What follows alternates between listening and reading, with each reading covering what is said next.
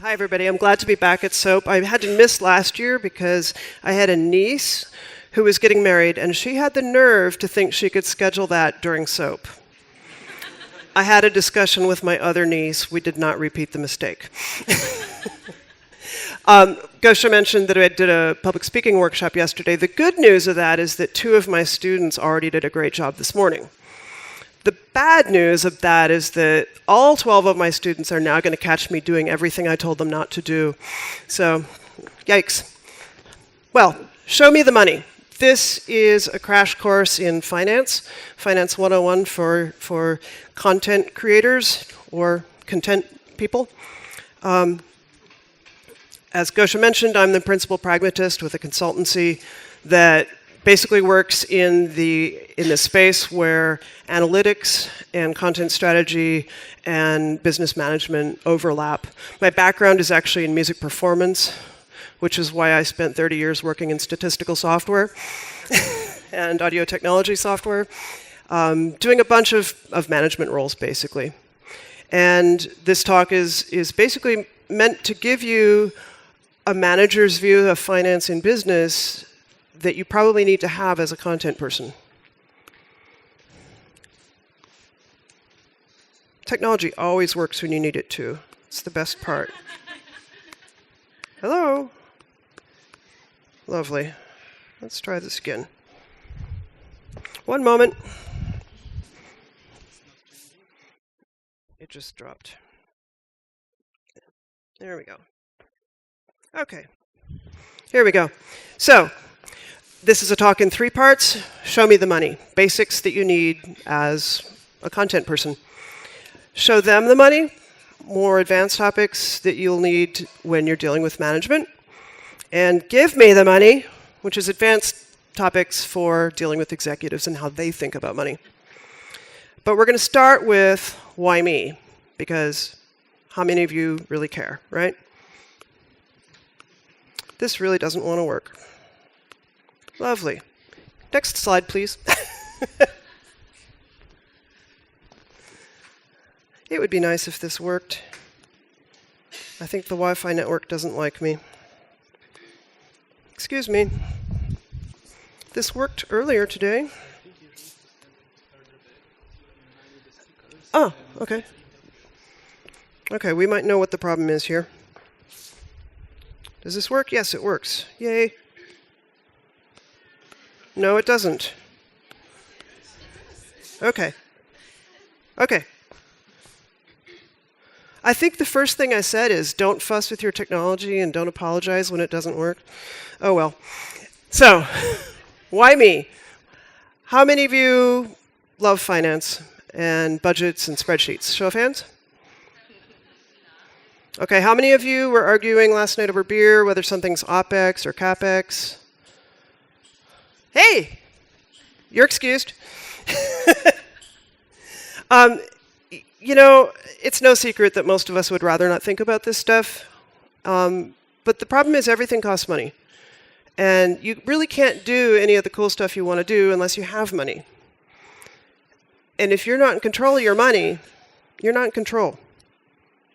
So the more you want to do cool stuff, the more you should care about this subject. Okay. Where do I need to stand?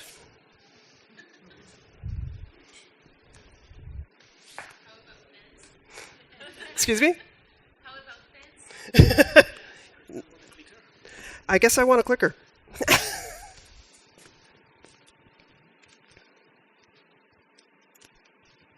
you can use it for notes and you can change the size of it. I can use what for notes? Yeah, except it won't. Okay. Okay.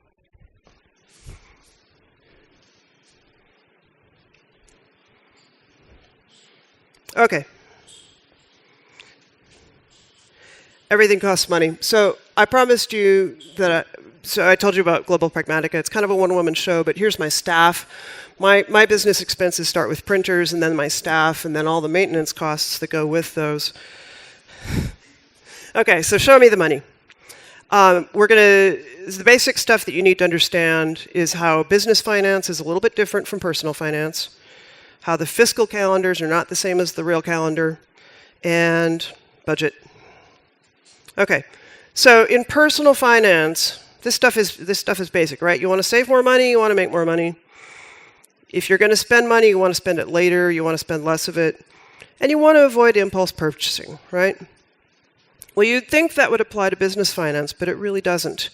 In business finance, it's all about predictability. It's about spending what you said you were going to spend.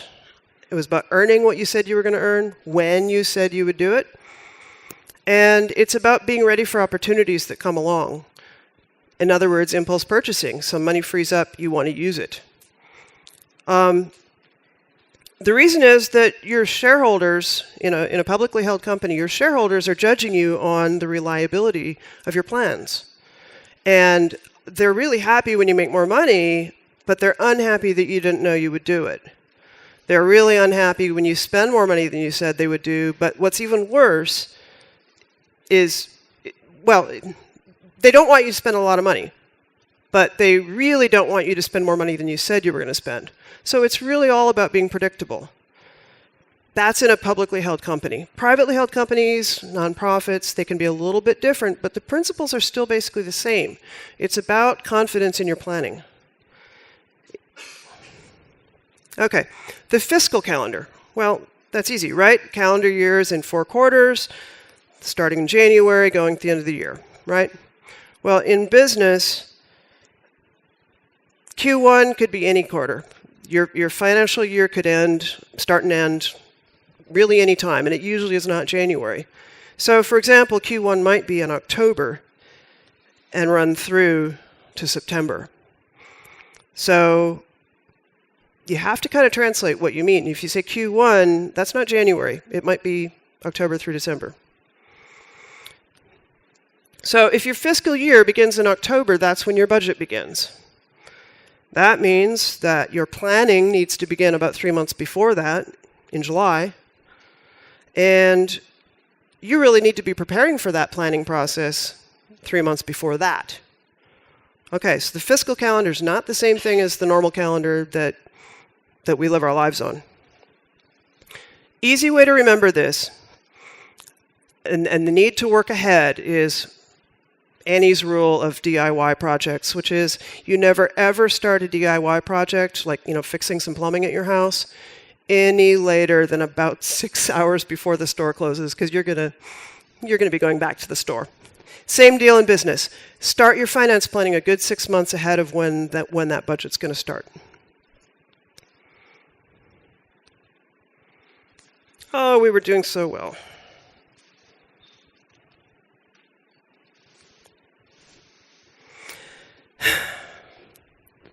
Excuse me. This is getting old. Okay.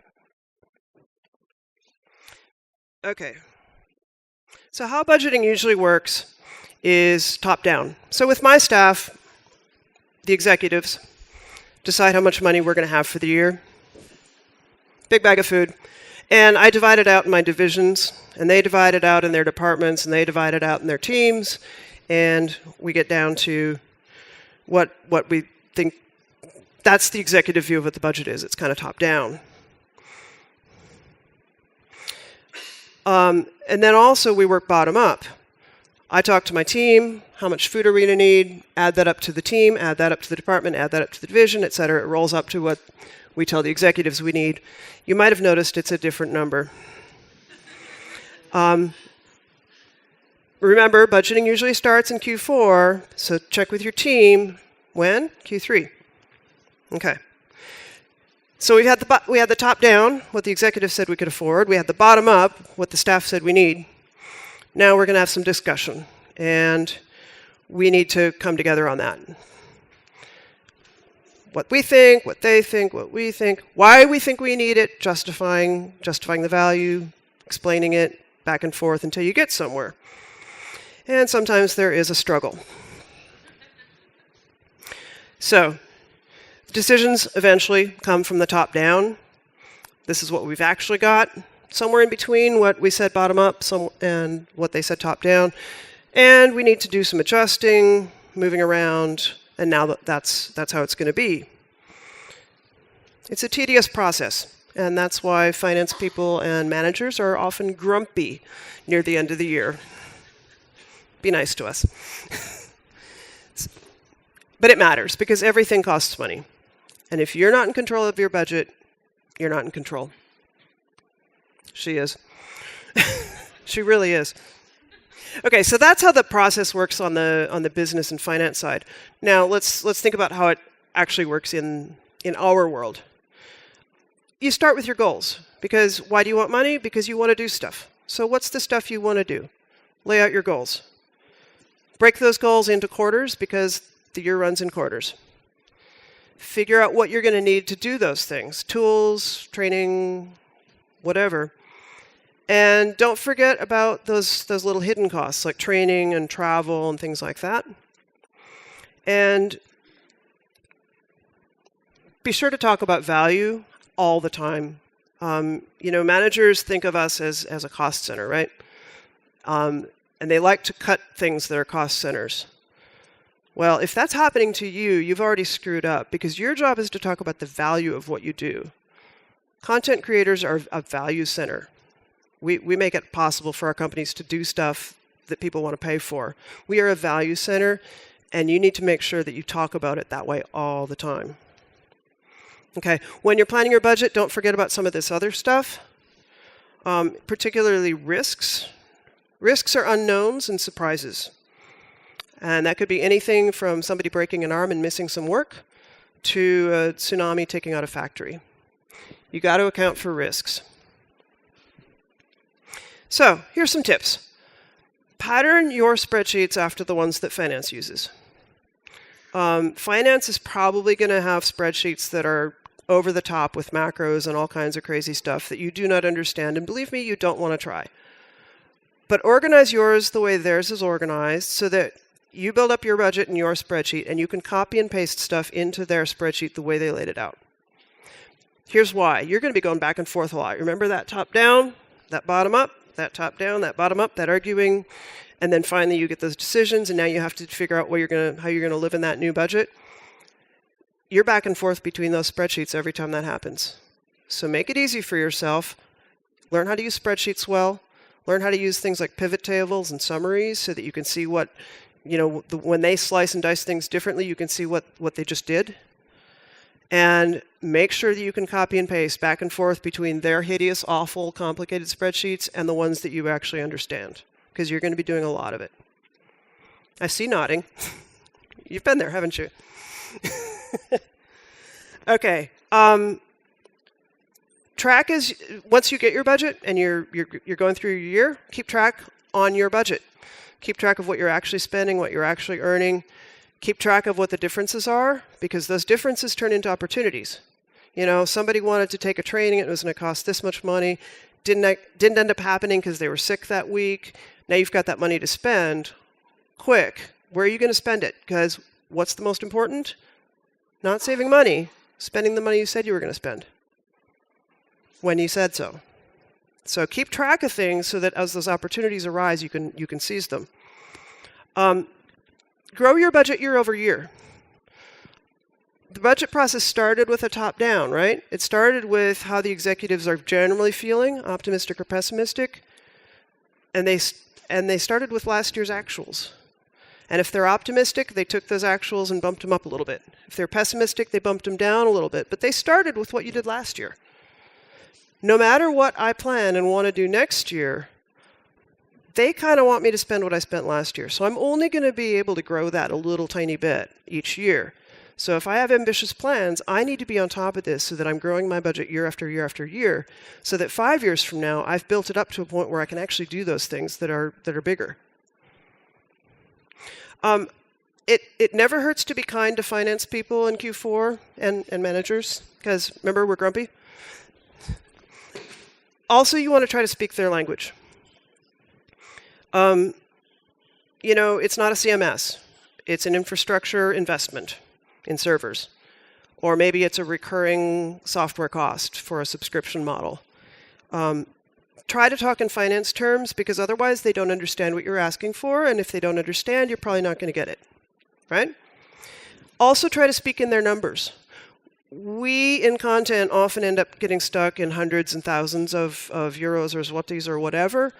They're talking in tens of thousands or millions of shekels. Don't waste their time talking about a $50 expense, because that's rounding error. Actually, that's not even that. It's just noise. Talking about $50,000 to them, that's probably rounding error. Talk in the numbers they talk in, and they'll pay attention, and you might get somewhere. Okay? So that was show me the money, the basics, and how to get money so that you can do stuff. Now let's get a little more advanced. When you're talking to managers and you need to show them the money, there's some new stuff that you're going to need to be able to deal with. Management reserve, for example. Management reserve is just a fudge factor. Your plan, you think it's going to cost X, but reality happens and it costs a little more. Well, that always happens, right? So build that in. Build in a little bit of a fudge factor. The business word for that is management reserve. And it's just because things go wrong and because plans are guesses, right? Build in a management reserve so that reality and completion can both coexist. Always plan extra time and extra money. How much? Well, I don't know. If you really have no clue at all, start with maybe 30%. If something it's not unusual for management reserve to need to be even higher, like 50% maybe, if you've never done a particular thing before and you just know that there's going to be surprises, build in a big enough management reserve. There's no hard and fast rule on this. Honestly, 50% and higher is probably a red flag that you need to think about it some more and try to learn a little bit more and have a plan that's less of a imagination. But have some management reserve. Easy way to remember management reserve is to think of my friend Sarah, who's a drummer. And like all musicians, she was a starving musician, and she did her own auto repair, and she developed these 3 unchangeable rules of automotive repair. Number 1, this costs more. Number 2, this takes longer. And number 3, this needs another tool. And it doesn't matter how many times you've done a particular repair before. These rules will somehow apply anyway. Trust me on that. Same thing in business. It's going to cost more, it's going to take longer, and you're going to need another tool. So plan for it. It's called management reserve. Okay, cost and value metrics. I touched on this earlier, that managers tend to think of us as a cost center, but we're not. We're a value center. It's our job to make that point all year long, not just when we're fighting for budget. And the more you can measure what your value is and talk about that value in terms of measurable things, like hundreds of thousands of dollars is a good place to start, the more you're going to be able to defend your budget. You want to be able to point out that the cost, you want to be able to point out that the cost of doing it is one thing, and they might be wanting to try to cut that rather, but the cost of doing it is nothing compared to the value of doing it. And the more you can put numbers to that, the better. But at least get this concept down, okay? And then there's the cost of not doing it, which is higher. And the highest cost still, in most cases, is the cost of doing it wrong.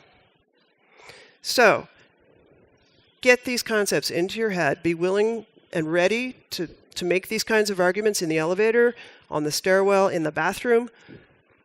It's basics. The cost of doing it, yeah, you're sorry that there's a cost, but look, it's way less than the value of doing it. It's way less than the cost of not doing it.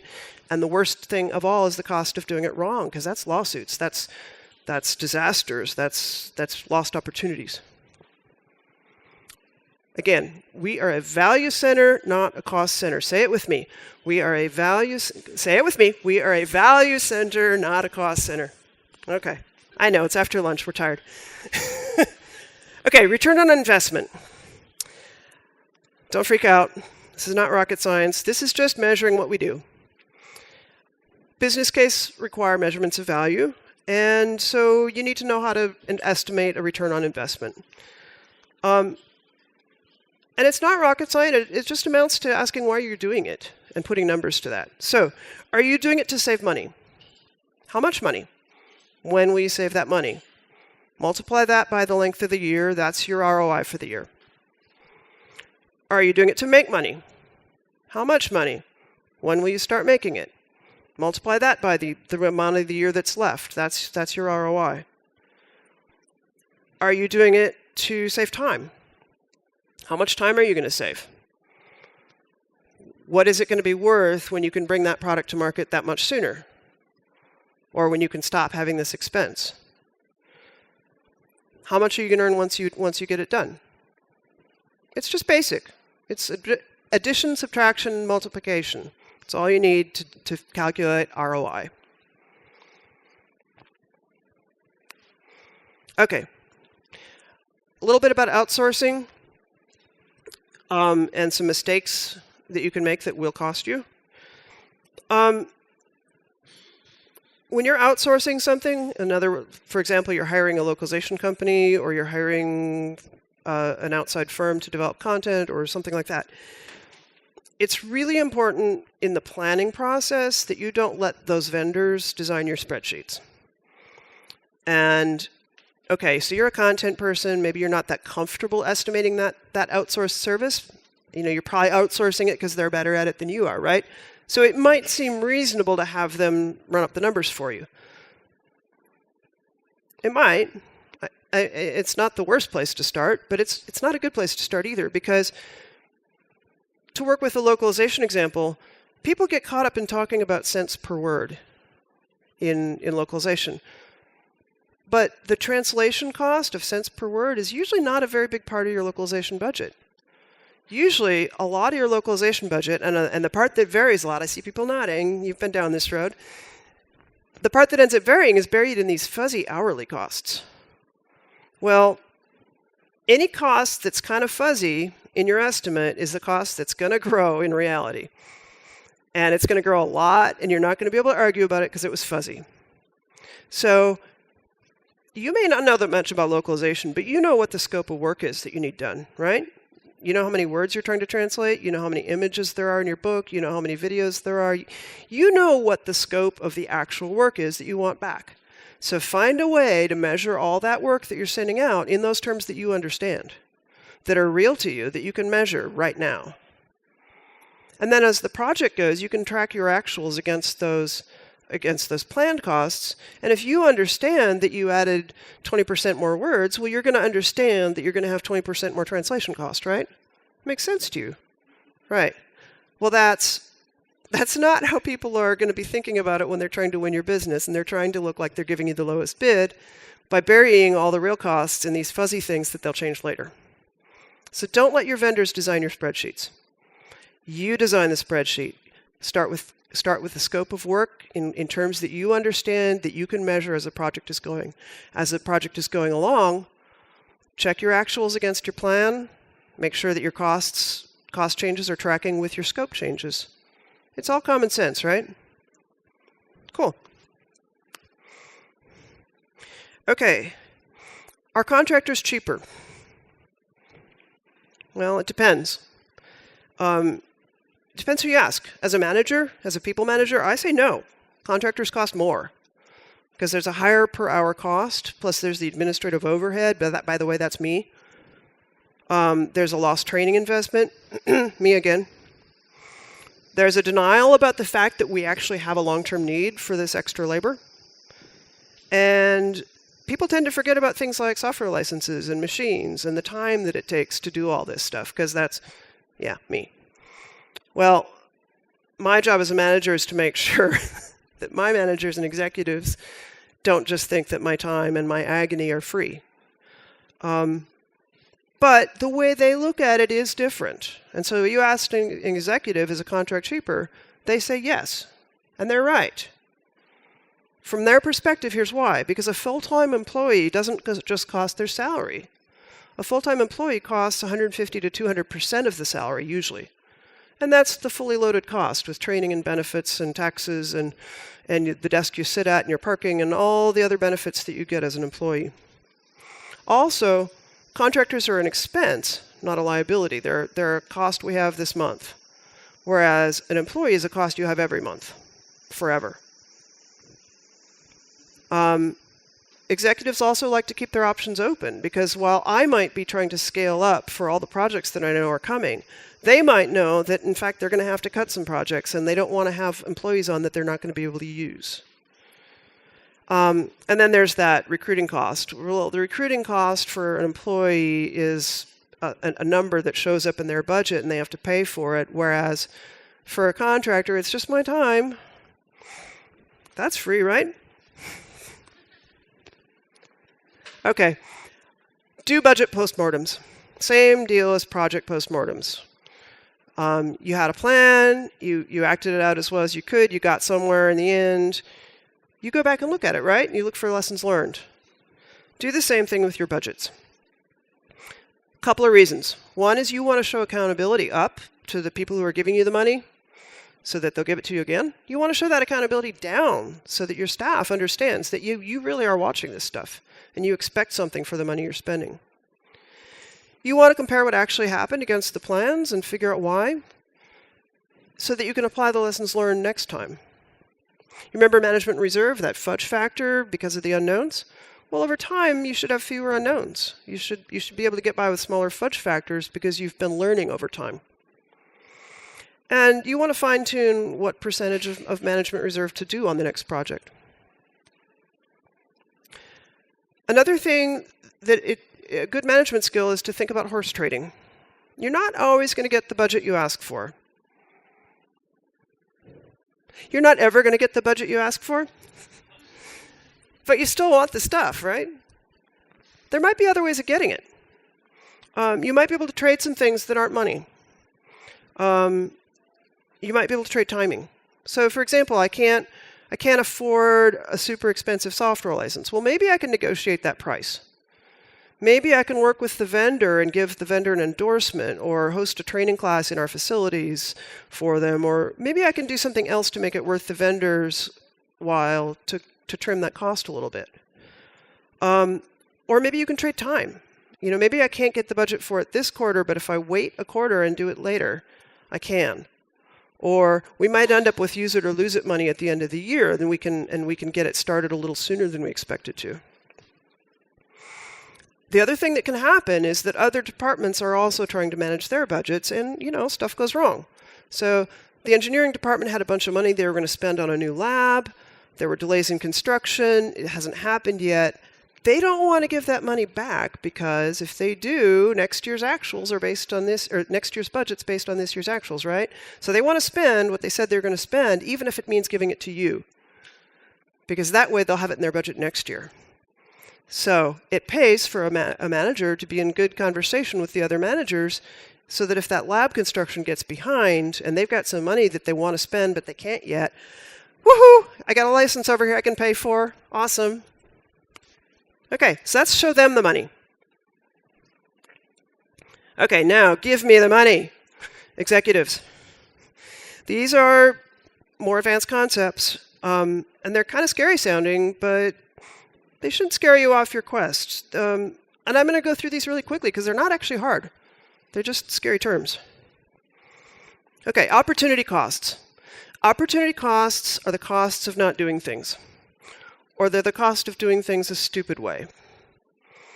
Or they're, in a more positive way, opportunity costs are the things you can't do because there was something else that was more valuable to do. Sunk costs. Sunk costs are what you've already spent that you can't get back. No matter what, you might decide now. It's already spent. Sunk costs go with what's called the sunk costs fallacy. And you will catch executives falling into the sunk costs fallacy trap. This is a mistake. It's a cognitive mistake. We can't change that because we've spent so much money on it. We can't get out of authoring our docs in Word and publishing this PDF because we've spent so much money in that process. Yes, you can. It was a stupid idea then. It's still a stupid idea now. Do you still want to keep spending? No. Doesn't matter. You've already spent it. It's gone. What matters is what's your present and future cost. And what's your present and future opportunity of doing it a better way. Sunk costs are gone. Let go of them. Over. Done. Oh, we were doing so well.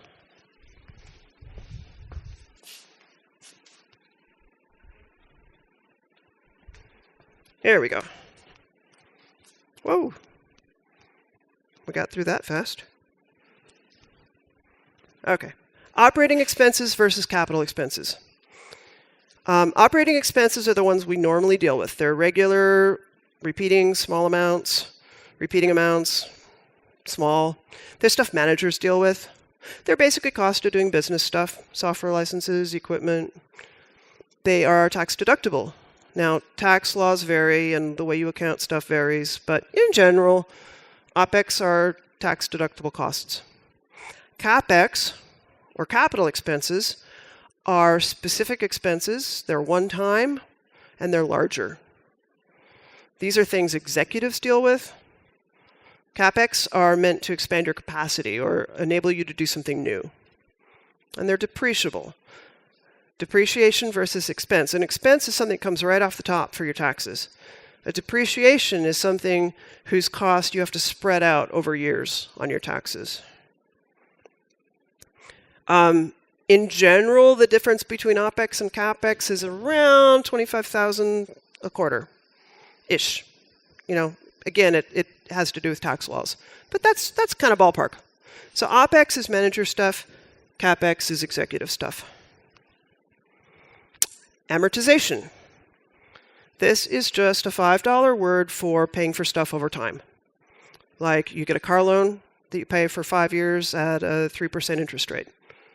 Or you buy a house over 30 years with a 5% interest rate or whatever. That cost for a great big thing is chopped up in small pieces over time. It means you have to track that cost over time.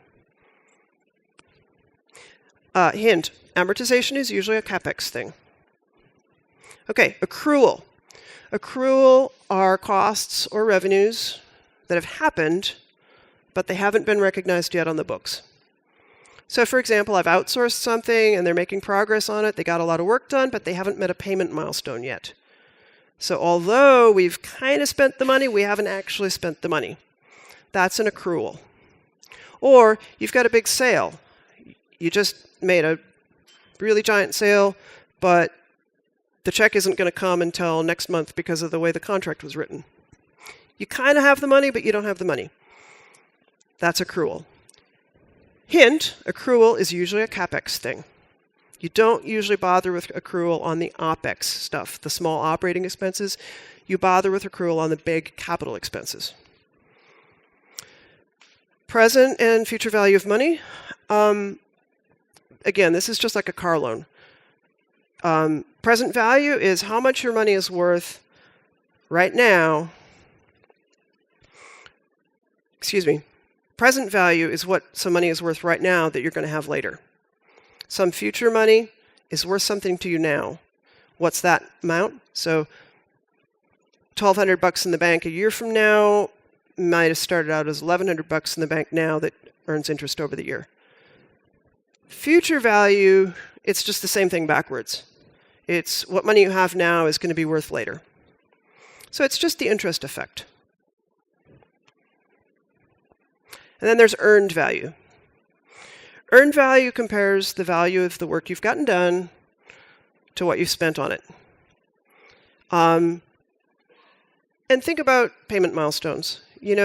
Somebody's gotten 80% of the work done, but you haven't met the payment milestone yet, so it's still free, right? It's about to be not free, but it feels free now.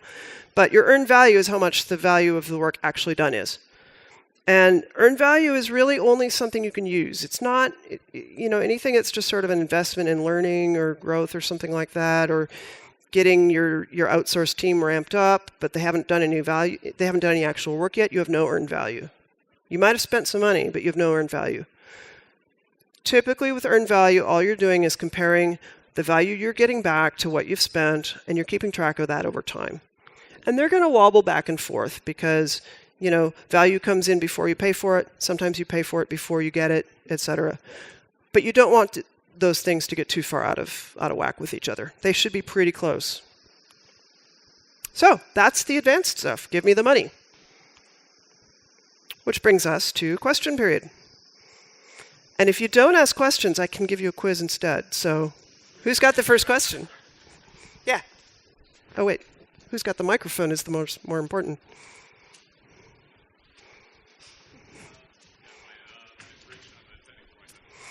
You've stressed very strongly that we are a value, not a cost. But most of us as technical writers create documentation. Most of us as technical writers create documentation or other business-related content. Can you give us a tangible example of the financial value of that so that we can give it to our managers? Sure. So the question is, what's a tangible way of measuring the value of documentation or something like that? Well, why are you doing it? Why are you writing documentation?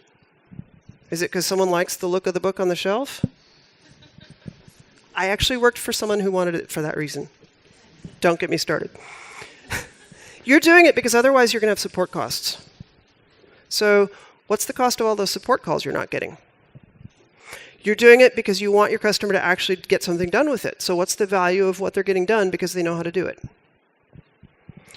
Or you're doing it to prevent a lawsuit by writing all the fine print that says you really shouldn't jump out of this airplane, you should try to fly it instead.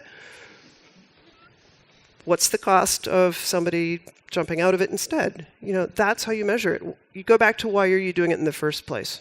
I'm calling it cost avoidance. Cost avoidance. That's often what it is. Sometimes it's direct value creation. Sometimes it is cost avoidance. Sometimes it's risk management.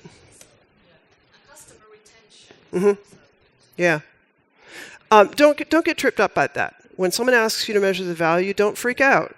You know why you work, right? If you don't, you probably didn't come to this conference. And we don't like those people. No, you know why you work. Just think of what the value of what you're doing is and how can you measure that. Anyone else? Yeah. Hello. Hello, my name is Tomek.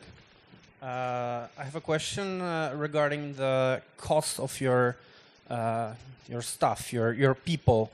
Do you have any tips how to plan the capacity of your team? Yeah. I usually get enough cats to keep me warm at night because I live in Montana where the winter is most of the year. How much staff do you need? Well, why do you have staff? What work are you trying to get done? What projects do you have coming up that you've never done before? That's new staff probably, unless you're trimming some projects. Are some projects getting more complicated? Are you increasing the amount of stuff you expect them to accomplish for those projects? You might not have those plans as a doc writer. You might not be privy to those project plans for next year, but somebody is. And they're planning a lot of costs besides your staff. So find out what that work is. Do your best to estimate what it would take to get that work done. And if that adds up to more people than you have, you need more people. And you can kind of lay it out that way. Like, here's the people we have, here's the projects you currently have us doing, here's the projects you're planning on adding. This is why I think we need more people. And if they say no, then say, well, which of these projects don't you want us to do a good job on? Managers hate it when you ask that. But you get the money. Yeah. Okay, that will be the last question. Oh, good. It didn't go to Ray. Ray's questions are scary. I got it first. I want your question instead. Yeah. Hi. I used to work at a company that's now bought by another company. And at my previous company, we had a great way of measuring how we actually add value to the company, and we had great success with that. However, at our new owners, they don't measure anything in connection to content creation. And when I asked them whether they want to know how much money we actually make them, they said, well, we don't really measure that and we don't really care. So how do I change their mind? Because I've tried using our previous measurements and our previous results, and they said that, well, we had a completely different system, so we don't care about that. So who's that they? Sorry? Who's that they that doesn't care? The execs, so top management. The executives? Yeah. Yep. Well, there's a reason they don't want to measure it, because they don't want to pay for it. I see. You're the one who wants to measure it because you're the one who wants them to pay for it. things. It's called leadership. Yeah. Okay. Leadership happens up, it happens down. Thank you. Leadership is something that happens in every direction. A good leader is teaching the people above them and the people out to the sides of them what they don't know and what they're not thinking about because they have other priorities.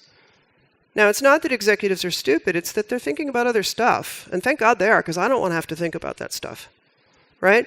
But I do want to have the budget for my team to be able to do a good job on the stuff that my team is held accountable for. So I'm the one who cares. I'm the one who should keep measuring it and saying, look at the value of what we did. Great. Thank you. You already had the answer. Thanks, everybody. Thank you, Erin. Yeah, I know there was one more question. Yeah, I'm sorry about that. Erin, you kind of finished. Do you want to answer this question? There's one more question. There is one more question. Yeah. Because Ray's questions scare me. No, it's not Ray. You're lucky. Oh, good. Hi, I'm Paul. I run an outsourcing company for tech comms. Hold that up closer to your mouth so we How can do hear you deal with the question of demonstrating that you're being more efficient from budget period to budget period, which is a question we are often asked to demonstrate? I.e. more output from the same resources. Are you somebody inside a company, or are you somebody at an outsourcing vendor? Outsourcing vendor. So as a vendor, how do you show me that you're accomplishing more? I'm more about asking, what do you think? How do you show efficiency improvements to executives when they ask for it? Okay, I'm still confused. Am I a manager or am I an outsourcing guy? Let's say you're a manager. Okay, I'm a manager and I need to show efficiency gains to my executives. Okay. Well, what am I getting done? And what did it cost me to get it done this year? What were the numbers last year? What were the numbers Q1, 2, 3, 4? If I'm getting more done for the same cost, or if I'm getting the same amount done for less cost, or if I'm getting the same amount done for the same cost, but I'm getting it done sooner, all of those are efficiency gains. So it goes back to what is it you're doing and how do you measure it? That was your question. How long did it take to do it? Well, I'm a manager, so I'm probably watching that. What was the cost of doing it? Well, I'm definitely watching that. So those are all numbers I have access to. I just need to add, subtract, divide. Yeah. As an outsourcing vendor, you can make the same points to me as the manager who hired you as an outsourcing. Look, we got this same stuff done. We got it done on budget, but we got it done sooner. Or we got it done better. Like, you paid us for this scope and you're used to this quality level, but we delivered that quality level. It would be good to find out what they care about the most. It might not be quality, it might be cost, it might be schedule reliability. And that can cut both ways too. Like, if you as a vendor deliver something to me ahead of time, that's probably good, but it might put me in a really awkward situation. So check with me before you do it. That was a hard question. Thanks. Okay, thank Now you, am I Erin. off the hook? Yeah, you're Awesome. good to go. Thank you so Thanks. much.